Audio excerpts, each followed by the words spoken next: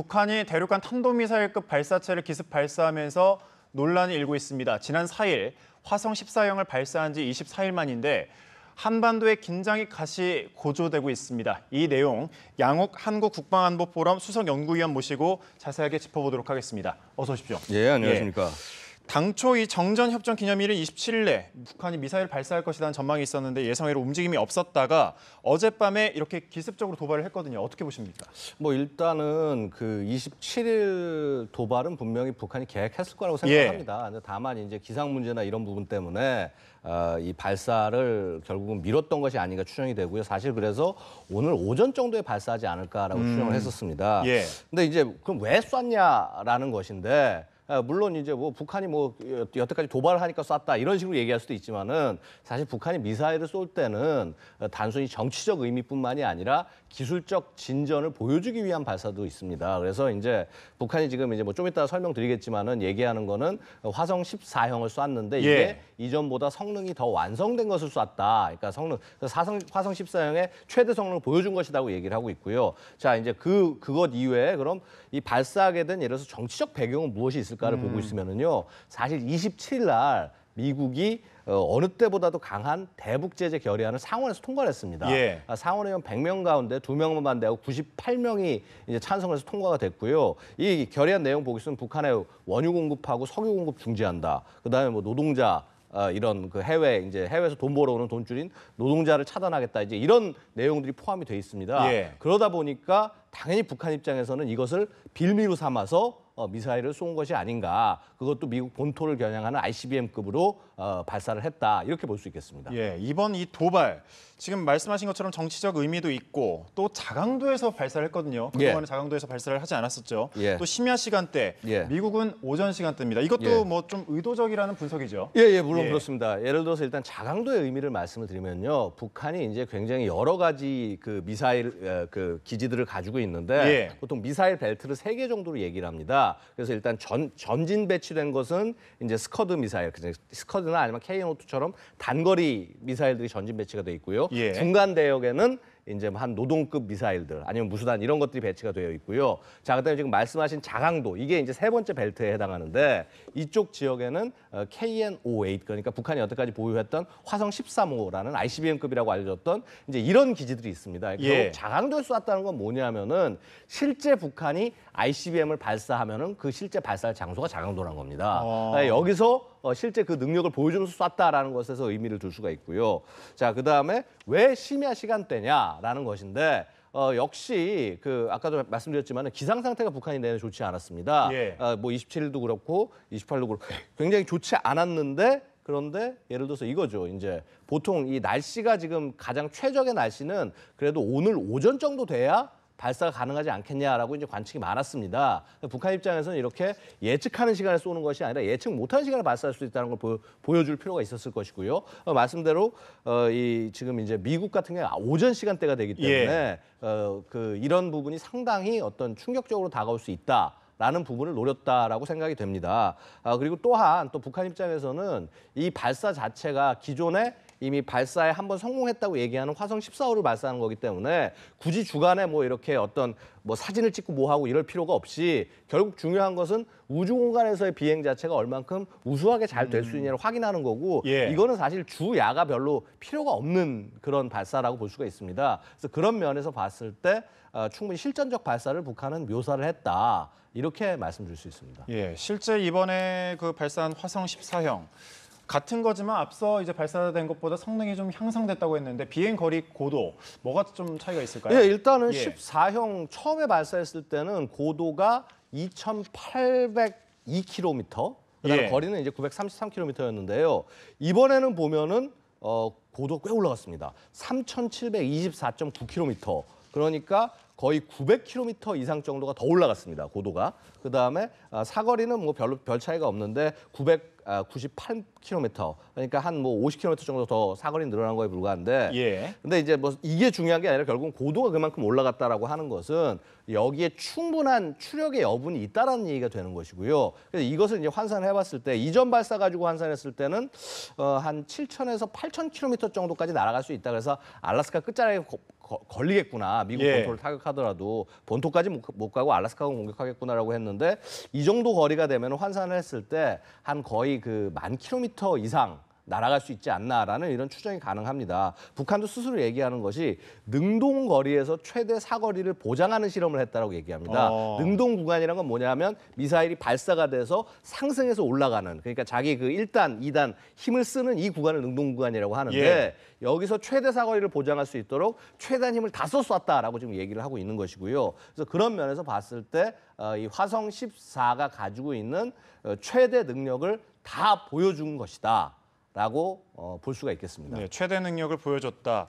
하지만 또 이제 미사일 발사체 같은 경우는 이제 또 하강할 때 폭발도 또 중요하지 않습니까? 이번에 하강 단계 공중 폭발 여부도 좀 주목이 되는 부분이라고. 그러니까 이게 왜 의미가 있냐면 이제 이겁니다. 그러니까 그 여러 가지 우리가 얘기를 할 때 북한의 ICBM 능력이 부족하다 혹은 충분하다라고 얘기를 할 때 그 기준점이 뭐냐면 결국은 대기권에 재진입할 능력이 있냐 없냐의 문제가 되는 겁니다. 그래서 대기권에 재진입해서 들어오더라도 거기서 얘가 원하는 식으로 기능을 제대로 할 수 있느냐. 일단 이 핵폭탄이라는 게 들어와서 터져야지 의미가 있지 않습니까? 그래서 나갔다가 이 우주공간 밖으로 나갔다가 다시 대기권 재진입해서 그 수많은 열과 압력을 버티면서 재진입해서 들어온 것이 터졌다. 자기가 원하는 식의 야 지금 터져 하고 지령을 보냈더니 터졌다라고 하는 것은 대기권 재진입에 성공했다는 걸 보여주기 위한 거거든요. 그래서 북한도 뭐라고 얘기하냐면 핵탄두 폭발 조정 장치가 정상 작동되었다라고 얘기를 합니다. 그러니까 우주공간 나갔다가 들어왔을 때 터지게 세팅을 해놨다는 얘기가 되는 것이고요. 그럼 이게 터졌다는 얘기는 뭐냐면 대기권 재진입이 기술을 충분히 가지고 있다, 성공했다라는 것을 사실 보여주기 위해서 이런 겁니다. 왜냐하면 우리가 이전에 우리 정부나 뭐 예를 들어서 얘기를 할 때 보면은 대기권 재진입 여부를 확인하지 못했기 때문에 북한의 ICBM 능력이 있는지 없는지 잘 이거 확신을 못하겠다. 이렇게 얘기를 했는데 이제 못을 박은 것이라고 볼 수 있죠. 그렇군요. 이번에 시험 발사한 이 미사일 성능 개선이 이루어진다고 하면 앞으로 뭐 핵탄두를 탑재하고 캘리포니아주 샌디에고에 있는 해군 기지를 타격할 수 있을 것이다. 이런 전망도 있거든요. 이건 어떻게 보십니까? 충분히 가능합니다. 그러니까 예를 들어서 이게 추력이 지금 얼마인지 조금 더 구체적인 수치를 봐야겠지만은 대략 북한에서 발사했을 때 12,000km 정도까지면은 뭐 미국 대부분 지역이 타격이 가능합니다. 아마 한 11,000 한 몇백 킬로 정도면은 충분히 샌디에고를 때릴 수 있을 거라고 보고요. 물론 지금 이제 이 계산이라든가 이런 것들은 좀 더 지켜봐야 되지만 일단은 이게 간단한 것이요. 우주 공간으로 올리지 않습니까?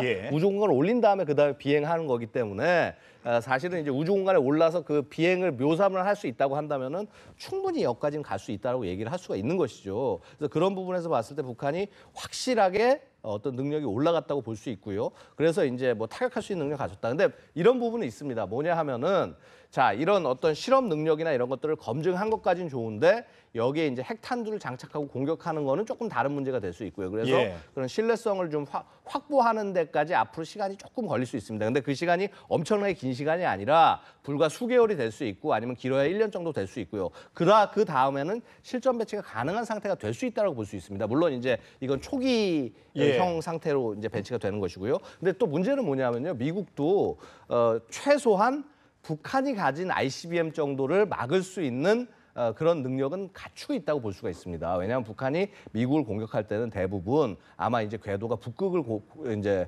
경유해서 하거나 아니면 조금 더 먼 거리를 하려면 태평양 통해서 하는 방법도 있는데 이거는 거리가 너무 걸려가지고 안 할 것 같고 북극 통해서 공격을 하면은 북극 지역에 GBI라고 해서 요격할 수 있는 시스템이 있습니다. 그래서 그런 부분에서 충분히 북한이 갖고 있는 탄두 하나짜리의 핵 미사일 같은 경우는 충분히 요격이 가능한 상황이기 때문에 아직은 북한이 미국에 대해서 어떤 그 전략적 유리함을 확보했다라고 하기는 부족한 부분이 있다는 것이죠. 기술력이 좀 멀지 않았다는 말씀이신데 실제 안정성, 정확성 측면과 실제 북한이 그러면 미사일 능력을 어디까지 지금 갖고 있다고 볼 수 있을까요? 사실은 이제 많이 왔다라고 봐야 됩니다. 왜냐하면은 이 지금 여러 가지 것들이 있지만은 그러니까 이 ICBM급 을 보지 말고 북한이 이전에 쐈던 5월 중에 쐈던 다른 미사일들을 보면 대략 좀 답이 나올 수가 있습니다.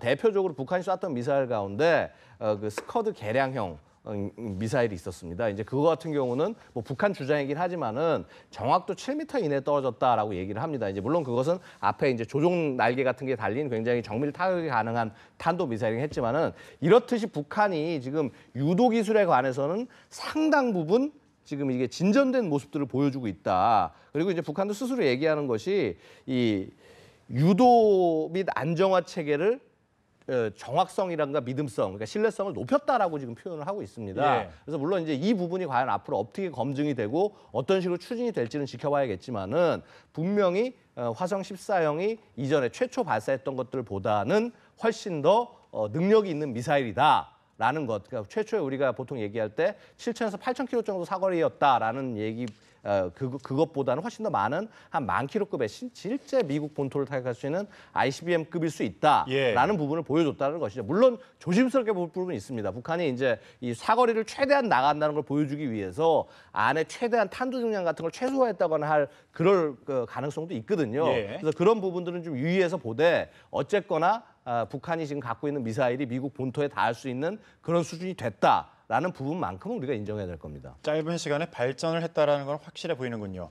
문재인 대통령은 NSC 전체 회의를 긴급 소집했습니다. 전체 회의를 소집했다는 거 심각하게 상황을 좀 인식했다 이렇게 봐도 되겠죠?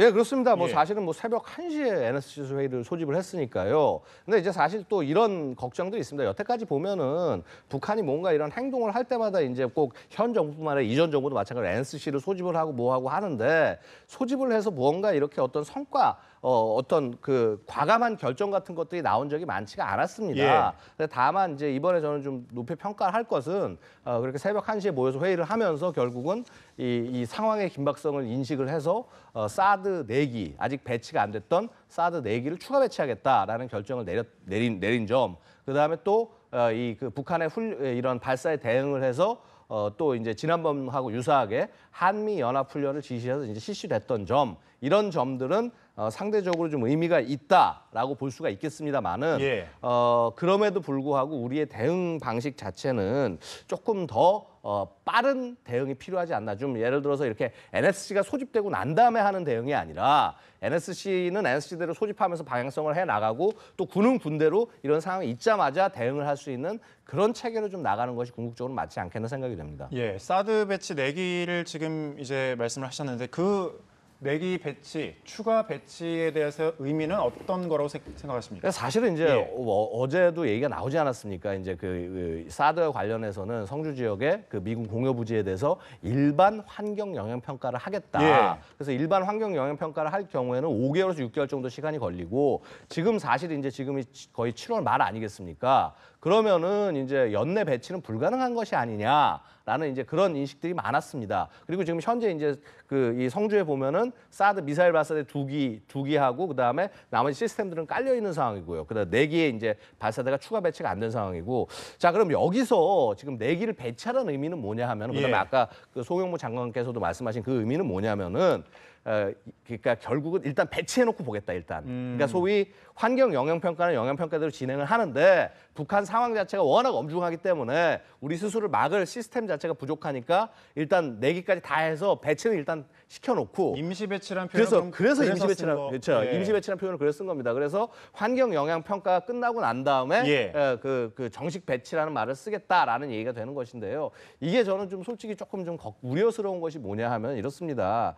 그러니까 사실은 이제 그 현 정부에서 얘기할 때 이런 부분들이 법적 절차에 맞지 않아서 환경 영향 평가를 진행하겠다라고 얘기를 했던 부분인데, 근데 이제 급하니까 이제 결국은 이제 임시 배치를 했다라는 얘기가 되는 것이거든요. 그래서 차라리 이렇게 진행할 바에야는 사실 이런 환경영향평가법 같은 데 보면 예외 조항이 분명히 있습니다. 국방장관이 이제 이제 환경부 장관하고 이 협의를 해가지고 해서 이 예외해가지고 해서 이렇게 배치하는 그런 방향이 있는데, 기왕의 상황이 이렇게 긴박하고 할 거라면은 임시 배치라는 그런 어떤 그 수단을 보다는 대통령 결단에 의해서 그냥 아예 배치를 하는 것이 사실 옳지 않겠느냐. 뭐 이런 그 가능성도 있지 않나 생각을 해봅니다. 역시 브리핑 브리핑에서 독자적 북핵 미사일 대응 체제 빠른 시일 내에 구축하겠다라는 언급도 했거든요. 독자적 대응 체제 구축은 무엇을 의미한 걸까요? 사실 이제 독자적 대응 체제라는 것이 지금 이제 우리 군이 그동안 추진하고 있는 삼축 체제라는 것이 있습니다. 그러니까 킬체인, KAMD, KMPR. 그래서 이제 킬체인이라는 것은 북한이 미사일 발사 준비하고 발사대가 있으면 그 원점을 때리는 거.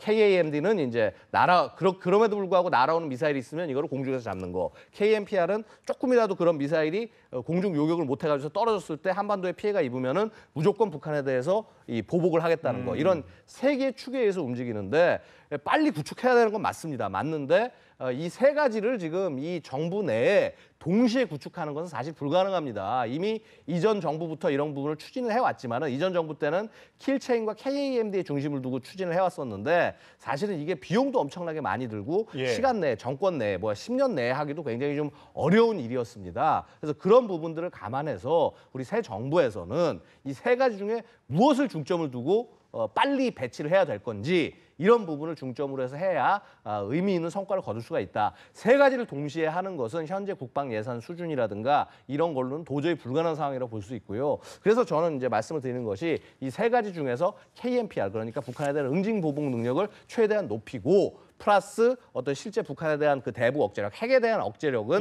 그 한미 그 연합 그러니까 소위 말해서 확장 억제 능력, 미국의 해구선 능력을 최대한 국내에서 보장을 하면서 나가는 것이 아무래도 현실적인 방안이 아니겠느냐. 아마도 이제 지금 이제 새로 당선된 송영무 이 장관 같은 경우도 결국은 아마 이런 합리적인 결정을 어떤 방식으로 할 수밖에 없을 것이다. 라고 말씀드릴 수 있습니다.